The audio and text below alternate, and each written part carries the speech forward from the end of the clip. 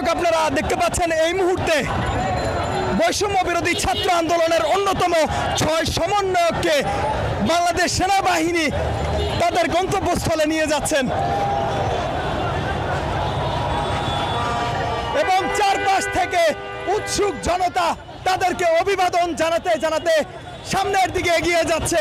এবং চারদিক থেকে উৎসুক জনতা ঘিরে রেখেছে এবং এর মাঝখান দিয়েই বাংলাদেশ সেনাবাহিনী বৈষম্য বিরোধী ছাত্র আন্দোলনের 6 সমন্বয়ককে সসম্মানে তাদের গন্তব্যে